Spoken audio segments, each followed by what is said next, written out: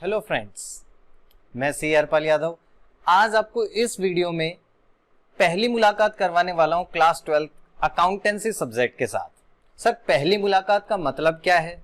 बेटा, पहली मुलाकात का मतलब है कि इस वीडियो में हम डिस्कस करेंगे कि हमें 12th क्लास में अकाउंटेंसी सब्जेक्ट में कौन कौन से टॉपिक्स को पढ़ना है, उनके कितने कितने मार्क्स की वेटेज होगी और उनको करने में हमें कितना कितना टाइम लगेगा। मतलब इन शॉर्ट अगर हम बात करें तो पूरी 12th क्लास के अकाउंट्स में हमें कैसे पढ़ना है, हमें कैसे तैयारी करनी है अपने फाइनल एग्जाम की, इस तरीके की डिस्कशन हम इस वीडियो में करने जा रहे हैं। तो आप इस वीडियो को जरूर देखें ताकि आपको ये अंडरस्टैंडिंग हो सके कि हमें पूरी 12th क्लास के अंदर करना क्या क्या है और उनको करने में कितना कितना टाइम हमें लगेगा, फिर कितना टाइम उन पर रिवीजन पे लगेगा। तो ये सब इस वीडियो के देखने के बाद आपको समझ आ जाएगा और उस तरीके से आप अपनी प्लानिंग कर पाएंगे। आइए मैं आपको बताता हूं, पहला सब्जेक्ट का जो नाम है हमारे पास अकाउंटेंसी नाम है। तो सब्जेक्ट का जो नाम अकाउंटेंसी है, सर ये सब्जेक्ट तो हमने क्लास 11th में भी पढ़ा था। यस बेटा, बिल्कुल पढ़ा होगा। अब सर क्लास 12th में हम क्या पढ़ेंगे इसमें? तो मैं आपको बताता हूं कि क्लास 11th आपकी पहली क्लास थी जिसके अंदर आपने अकाउंट सब्जेक्ट पढ़ा था। तो मैं कह सकता हूं कि वो आपका बचपन था और बचपन में छोटी छोटी चीजें पढ़ी थी। इट मींस बचपन में आपने पढ़ा था कि छोटे बिजनेस की अकाउंटिंग कैसे करते हैं। और अब हम 12th क्लास में क्योंकि जवान हो गए हैं तो अब हम कुछ बड़ा करेंगे, मतलब कुछ बड़ी ऑर्गेनाइजेशंस की अकाउंटिंग कैसे करते हैं वो सीखेंगे। सर, बड़ी ऑर्गेनाइजेशन और छोटी ऑर्गेनाइजेशन का मतलब क्या है? बेटा, 11th क्लास में हम पढ़ते थे सोल प्रोप्राइटरशिप अकाउंट्स।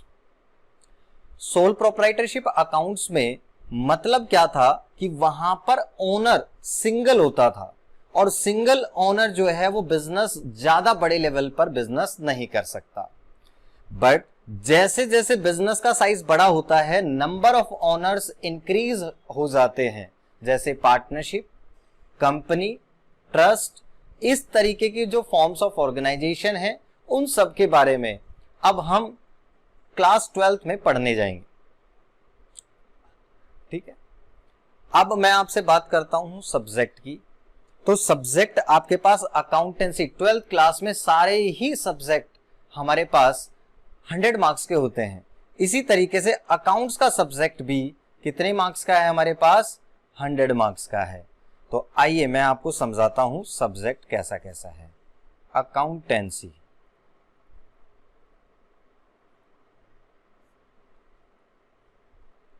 अकाउंटेंसी कितने मार्क्स का सब्जेक्ट है आपके पास? 100 मार्क्स का सब्जेक्ट। और इसमें हमारे पास दो टॉपिक आएंगे, एक होगा रिटन एग्जाम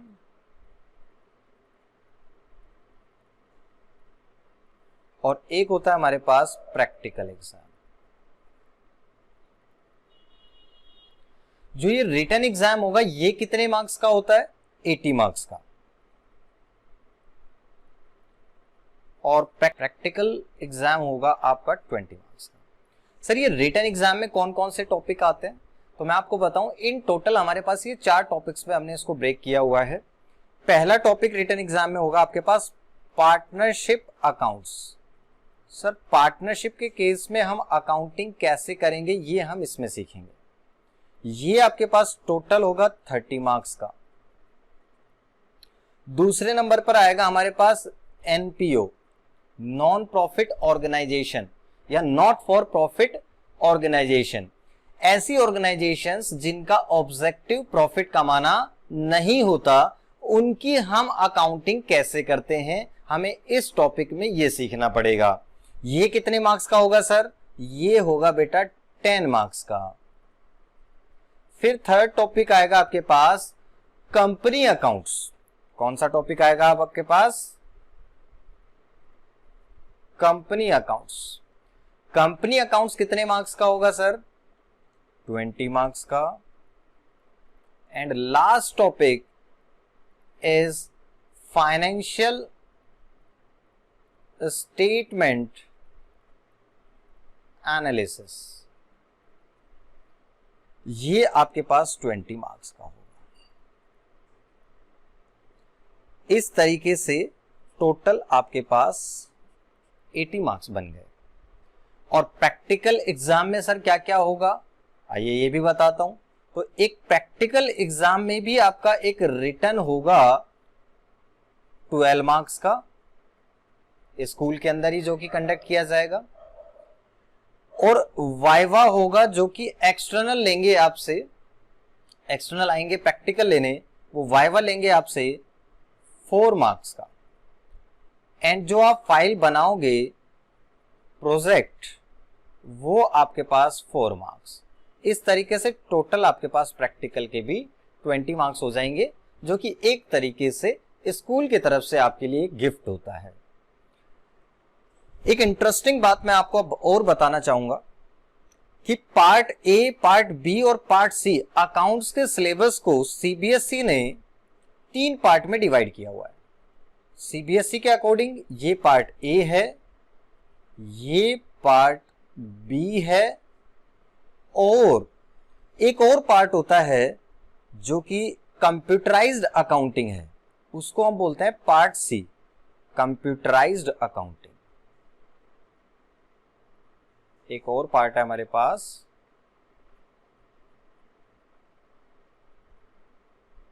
कंप्यूटराइज्ड अकाउंटिंग, ये पार्ट भी 20 मार्क्स का होता है। ये जो पार्ट है आपके पास, ये कौन सा पार्ट है, पार्ट सी। कंप्यूटराइज्ड अकाउंटिंग में हमें कंप्यूटर से रिलेटेड कुछ, सॉफ्टवेयर रिलेटेड कुछ नॉलेज मिलेगी। अच्छा, इसमें इंटरेस्टिंग बात यह है कि ये जो पार्ट बी और पार्ट सी में चॉइस होती है, तो बच्चे के पास ऑप्शन है कि वो पार्ट बी या पार्ट सी में से कोई सा भी ऑप्ट कर सकता है एग्जाम में। Part A compulsory, part B और पार्ट सी में आपके पास चॉइस है। बट मैं आपको सजेस्ट करूंगा कि आप पार्ट बी के लिए ही ऑप्ट करें। क्यों, उसका रीजन समझते हैं। कंप्यूटराइज्ड अकाउंटिंग थ्योरेटिकल है, जबकि फाइनेंशियल स्टेटमेंट एनालिसिस प्रैक्टिकल है और बहुत इजी है। इस वजह से आपको फाइनेंशियल स्टेटमेंट एनालिसिस ऑप्ट करनी चाहिए, क्योंकि ये स्कोरिंग ज्यादा है। और एक बात और बताऊं कि जो ये फाइनेंशियल स्टेटमेंट वाली जो आपके पास बुक है 20 मार्क्स के लिए, ये आपके पास जो वाइवा होगा और जो प्रैक्टिकल में, जो एग्जाम में, जो रिटन में जो 12 मार्क्स का जो पेपर है, इसके अंदर भी आपके पास यही फाइनेंशियल स्टेटमेंट एनालिसिस के क्वेश्चंस होंगे, कैश फ्लो स्टेटमेंट का और अकाउंटिंग रेशियो का। कैश फ्लो स्टेटमेंट और अकाउंटिंग रेशियो का क्वेश्चन आपके पास 80 मार्क्स के रिटन एग्जाम में भी होता है, और प्रैक्टिकल एग्जाम के अंदर जो रिटन होगा 12 मार्क्स का, उसमें भी आपसे अकाउंटिंग रेशियोज और कैश फ्लो स्टेटमेंट का क्वेश्चन पूछा जाएगा। तो सर क्या एक ही 2 चैप्टर आपके पास ये 2 जगह डबल टाइम पूछे जा रहे हैं? हाँ बेटा हाँ, मेहनत एक बार और फल मिलेगा 2 बार। देखो कितना फायदा है।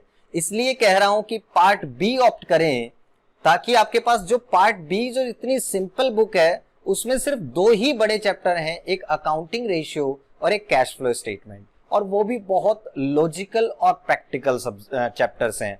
इसलिए आपको कम मेहनत करके ये 40 मार्क्स स्कोर करने में आप इजीली स्कोर कर पाओगे, कोई ज्यादा प्रॉब्लम आपको नहीं होगी। इसलिए मैं आपको सजेस्ट करूंगा कि आप पार्ट बी ही ऑप्ट करें instead of part C. Okay sir ये भी बताइए कि बाकी सब चीजें में क्या क्या टॉपिक्स हैं। तो पार्टनरशिप अकाउंट्स में पढ़ेंगे कि हम किसी भी पार्टनरशिप बिजनेस की अकाउंटिंग कैसे करते हैं, पार्टनरशिप का मतलब क्या होता है। तो नॉर्मली जो हम समझते हैं पार्टनरशिप, वो क्या कहते हैं सर, 2 या 2 से ज्यादा लोग जब मिलकर कोई बिजनेस करते हैं तो उसको हम पार्टनरशिप कहते हैं। तो पार्टनरशिप का ये जनरल मीनिंग है। मैं आपको स्पेसिफिक डेफिनेशन वगैरह और सारी चीजें आपको बताऊंगा जब हम इस पर डिटेल्ड वीडियो लेकर आएंगे। नेक्स्ट वीडियो में मैं आपको प्रॉपर फंडामेंटल्स ऑफ पार्टनरशिप पढ़ाऊंगा। अभी जस्ट मैं आपको इंट्रोड्यूस करा देता हूं कि पार्टनरशिप का मतलब है जहां पर 2 या 2 से ज्यादा लोग मिलकर बिजनेस कर रहे हों, तो ऐसे बिजनेस ऑर्गेनाइजेशन की अकाउंटिंग हम कैसे करते हैं। Okay sir. फिर आया एनपीओ, नॉन प्रॉफिट ऑर्गेनाइजेशन या नॉट फॉर प्रॉफिट ऑर्गेनाइजेशन। ये ऐसी ऑर्गेनाइजेशंस होती हैं जिनका ऑब्जेक्टिव प्रॉफिट कमाना नहीं होता। ऐसी ऑर्गेनाइजेशंस जिनका ऑब्जेक्टिव प्रॉफिट कमाना नहीं होता, सोशल वेलफेयर करना होता है, ऐसी ऑर्गेनाइजेशंस की अकाउंटिंग हम कैसे करें, ये हम इसमें सीखेंगे।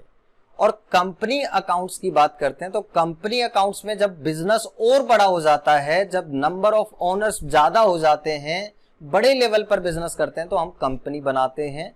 और कंपनी में क्या क्या हम पढ़ने वाले हैं, जब भी कंपनी शेयर्स इशू करती है तो उनका अकाउंटिंग ट्रीटमेंट कैसे करेंगे, जब कंपनी डिवेंचर्स इशू करती है तो उनका अकाउंटिंग ट्रीटमेंट कैसे होगा, या कंपनी रिडम्पशन करती है डिवेंचर्स का तो उनका ट्रीटमेंट कैसे करेंगे, ये सब हमें यहां पर सीखना है। 3 टॉपिक है, issue of shares, issue of debentures and redemption of debentures. And last financial statement analysis. इसमें हम सीखेंगे कि सभी कॉर्पोरेट्स को अपनी बैलेंस शीट किस फॉर्मेट में बनानी पड़ती है, वो फॉर्मेट पढ़ेंगे। कुछ फाइनेंशियल स्टेटमेंट के टूल्स पढ़ेंगे, comparative and common size financial statements. और इसके अलावा सिर्फ 2 ही चैप्टर्स हैं इसके अंदर, एक अकाउंटिंग रेशियो और दूसरा कैश फ्लो स्टेटमेंट, जो कि बहुत इजी है और इंटरेस्टिंग भी है। और आपसे 2 बार वही सेम चैप्टर्स आपके पास 80 मार्क्स वाले पेपर में भी पूछा जाएगा और 20 मार्क्स वाले पेपर में भी पूछा जाएगा, इसलिए बहुत इंपॉर्टेंट भी हो जाते हैं और ये स्कोरिंग भी है। तो मैं इसीलिए आपसे कह रहा हूं कि पार्ट बी में आप पार्ट बी को ऑप्ट करें, पार्ट सी को ऑप्ट ना करें, क्योंकि पार्ट सी जो है वो थ्योरेटिकल है। ओके सर, ये आपने पूरा इंट्रोडक्शन कर दिया। अब ये तो सर आपने ये बताया हमें कि कितने कितनी मार्क्स, कौन कौन से टॉपिक्स हैं और उनके कितने कितने मार्क्स की वेटेज है। अब हमें ये भी बता दीजिए कि इनको करने में टाइम कितना कितना लगेगा।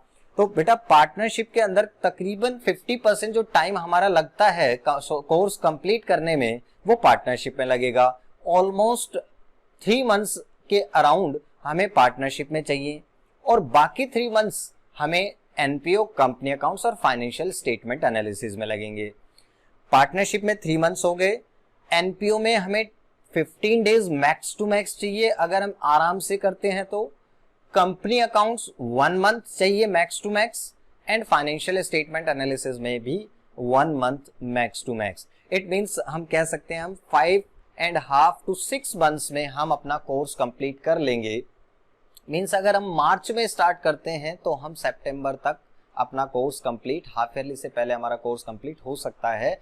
लेकिन कोर्स कंप्लीट करने के लिए जो मैं आपसे टाइम कह रहा हूं, इसका मतलब है कि कंप्लीट रिवीजन के साथ एक बार जब हम कोर्स करें तो हमें पूरा सिलेबस, पूरा जो हमारा कोर्स है वो हमें आता हो, इस तरीके से हमें पढ़ना है। ऐसे नहीं कि सिर्फ स्कूल की तरह हम भगा दें आपको और पूरा कोर्स करने के बाद हमें पता चले कि हमें फर्स्ट चैप्टर में क्या पढ़ा था हमें कुछ याद ही नहीं है, तो ऐसी पढ़ाई का कोई फायदा नहीं होगा। मैं आपसे जो 6 मंथ्स कह रहा हूं कि इस कोर्स का ड्यूरेशन है, वो इस बेसिस पर कह रहा हूं कि 6 महीने बाद आफ्टर 6 मंथ्स आपको ये क्लियर होगा कि हमने फर्स्ट क्लास में क्या पढ़ा था, ये भी आपको याद होगा। तो इस तरीके से हमें पढ़ाई करनी है और मैं आपको नेक्स्ट वीडियो में स्टार्ट कराऊंगा पार्टनरशिप का इंट्रोडक्शन से और फिर हम रेगुलर कुछ वीडियोस में टॉपिक्स को कवर करेंगे। So please like, subscribe, share and comment this video.